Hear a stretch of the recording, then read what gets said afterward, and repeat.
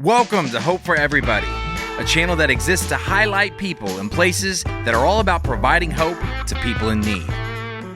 Check out today's episode. Welcome to Hope for Everybody. And in one of our last episodes, you heard me get interviewed about More Than Redemption Church and how it came to be. Today, we are here with the incoming pastor at More Than Redemption Church, Brandon Luter. Good to see you. Good to see you too, Brandon. Appreciate you.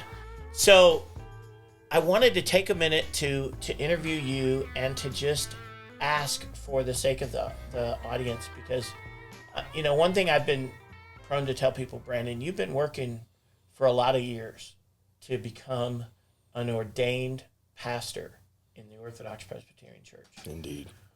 How many years would you say you've been working on this? 6 years now coming up. I started off taking classes part-time, and then I started taking classes a little bit faster later, so I took it more slowly. I kind of eased into it. So 6 years you've been working to become an ordained pastor. Are you licensed now, or is that coming? That's coming up in May. So you become licensed and then ordained? Is that the way it works? That's exactly how it works. Once you're installed, is that? Well, it's think of the ordination and licensure process like this.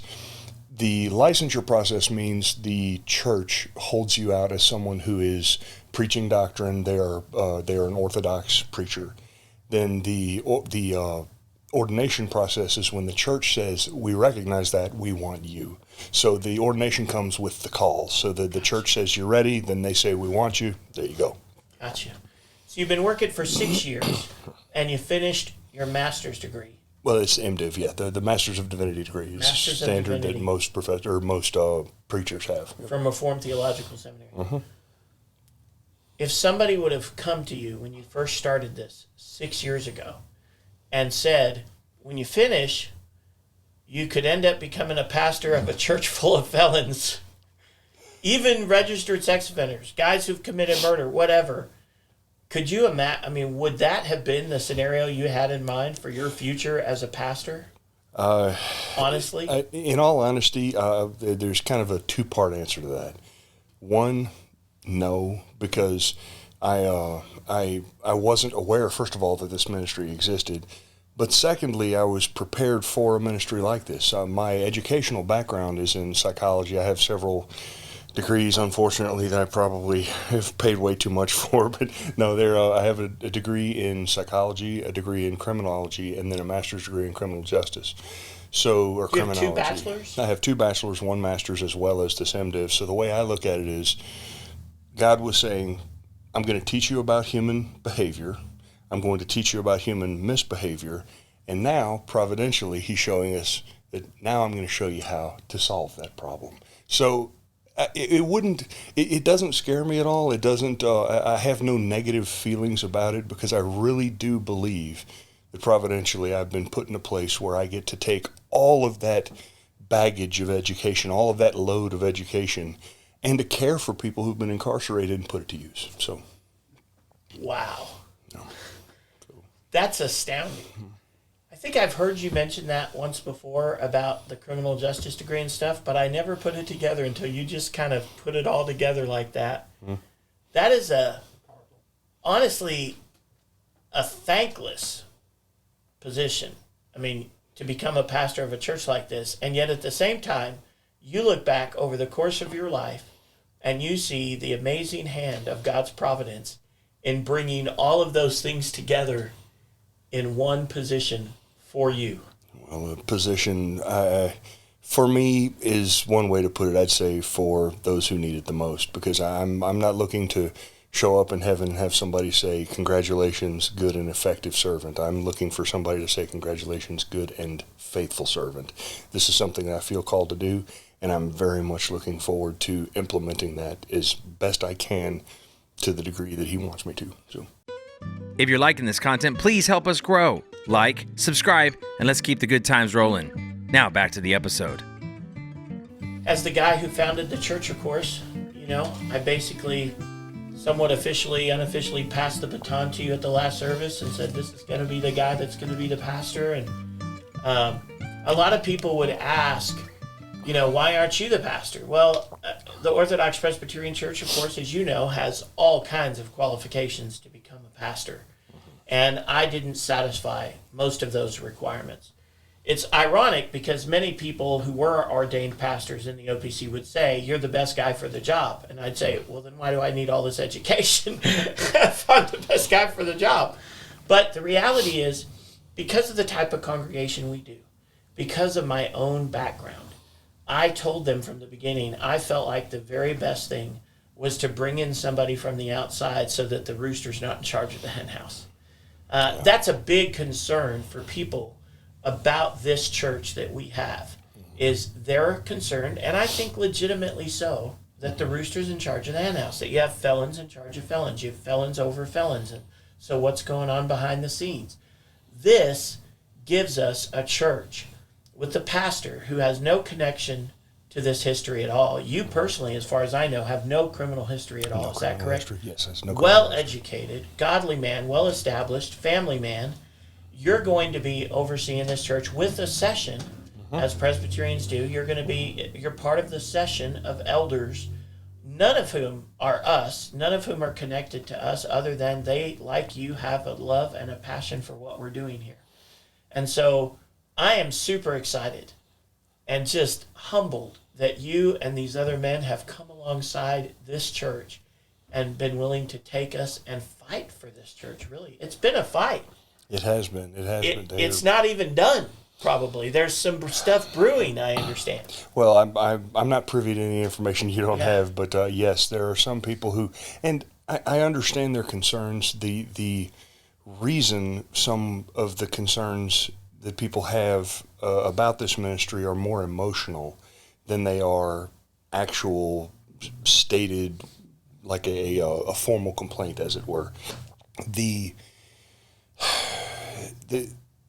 idea of having the hen in the hen house, like you're talking about there, they do have a hawk eye on who is at this ministry and who is doing what with this ministry. One of the things that I think that they're worried about is the presence of people who might do them harm. But what they fail to recognize, at least that I would argue, and I don't fault them for this, is the fact that you're taking a known quantity with a known set of issues and saying we advert to those issues and we are going to speak to them, we are going to minister to them, we are going to help them, whereas people with issues very similar to those in this ministry realistically occupy those congregations already. They just haven't been caught. And to say that a ministry is condemned because of the nature of their constituents, every one of our congregations is condemned. We stand condemned before Him first, but secondly, some of us just are luckier than others. Some of us have done terrible things in our lifetimes that nobody's even privy to. So a known, I'm going to use a loaded term here, but a known danger is less dangerous than an unknown danger. And I want them to see that the people that we minister to here at MTR, they're brothers, fathers, uncles, children. They have all of the same parts of life that everybody else has, and they require the same reconciliation with them and with God that only the gospel can help. Unfortunately, they've spent some time in jail, and some of them many, many years, some of them just a couple of years. Some of them never even did any time in jail. They just got probation or something. But the beauty of what a ministry to people that society is just as happy to throw away as they are to anything else is the system will fail you every single time. The numbers say that all of the state's efforts to rehabilitate and to solve your problems, to place you in work, to do all of these things that they say they want to accomplish, they can't do it because they can't change your heart. The only thing that can change your heart is the Lord. And because of this, people with a clear mind, people with the fear behind them can recognize that. And an example that I give is there are some members of my church that I'm coming from that have had a history with sexual violence, either on themselves or in their families at some point or other. And the ones who've had the most recent or closest proximate history with sexual abuse are the ones who are most supportive of this ministry. The ones who understand that there is only one thing that's going to solve that problem, and that is a changed heart. And there's only one who is the author of a changed heart, and that's Jesus. And we need him more than anything else, especially these men, as well as everybody else. We all just struggle with our own issues.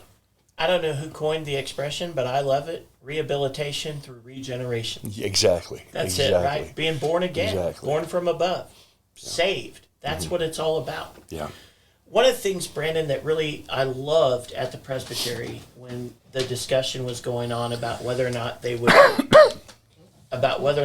receive More Than Redemption as a mission church, one of the things that I loved at the presbytery discussion was when somebody spoke up. Actually, it was Pastor Andrew Moody from San Antonio Reform. He spoke up and he asked the people who were objecting, have you been to the church? Yeah. And every one of them that would object said, no, they'd not been to the church. It's funny how that works. Now, I can't, I don't want to cast aspersions to anybody's character. I don't want to say anybody is right or wrong in the way they're approaching this. I'm very sympathetic to an emotional response in this regard. However, I do believe you're correct. I think that if any of them would come and see the resounding male voices in a room singing to the Lord, singing his praises, and to see the when they look left and they look right, they see fellow believers. They see people who have been changed, and they see people who struggle, yes, but they see people who want better for themselves and want better for society. They want to make up to society for what they've done. Unfortunately, society has a very narrow picture of what that looks like, and they, if they would come and see the just earth-shattering difference, as we know from the scriptures, the old has passed away, behold, the new has come. These people are new people. These are new people. Now, I'm not saying they're perfect. I'm not perfect, but I'm saying that they're new people. They're people who have a different set of motivations, a new heart, and a desire to be a member of the community, to work, to have fellowship with other Christian believers, to do things that we all want to do in social life, have barbecues, have people over, have friends. Sometimes that's difficult with some reporting requirements on where you have to be and that type of thing with ankle monitors, etc. But if you clear those, I argue, insubstantial hurdles, those are not things that are solving their problems. You can get to the thing that will solve their problem, which is Christian fellowship and an adoration for Jesus. You know, one of the concerns that a pastor had was he wanted it explicitly clear on our website that we have felons in our congregation. So if somebody wants to visit More Than Redemption Church, they will know we have felons and specific kinds of felons. And so I had to address some of that in the language on the homepage of our church now. But having said that, and one of the things I said in there very honestly was, we have a lot of guys there that are only there because it's required to be in our aftercare program, because we have 15 houses where we help guys when they get out of prison. Some of them are there just because they're required to be there. We know this. But there is a core group of men whose hearts have been changed, whose lives have been changed, and who, by the grace of God, are still there and doing well. And I love telling the story. I told it in the podcast earlier. 5 men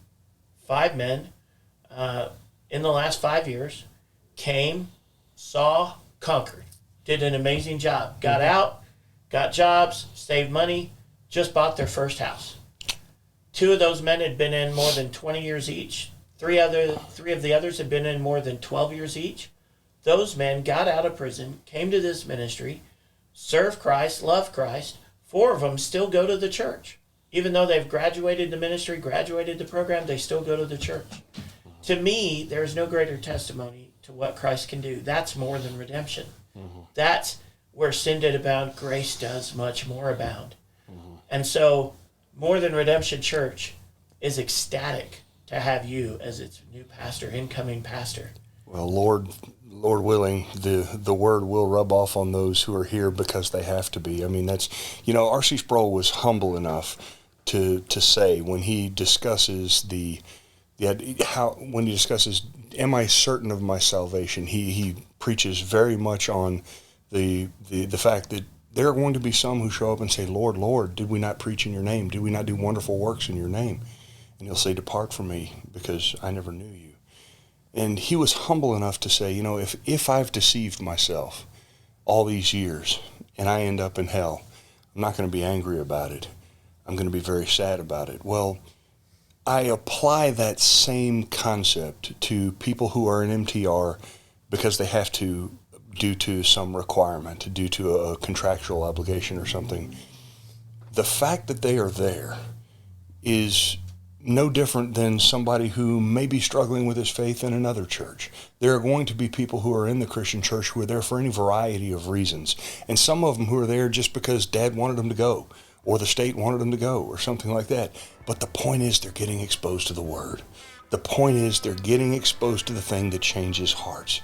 And I don't care what their current condition is right now. My only prayer is that the Spirit does His work, and the Spirit makes them into what God has declared them to be, which is a son. I hope that more than anything else. Because you and I know the state can't change them. No.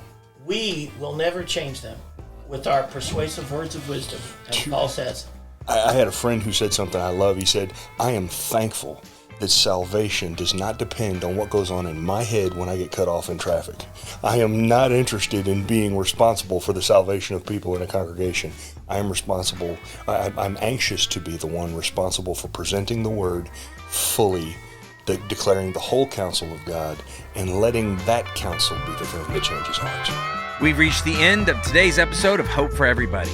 If you'd like to be a part of the show and tell us your story, please visit us online at hopeforeverybody.org.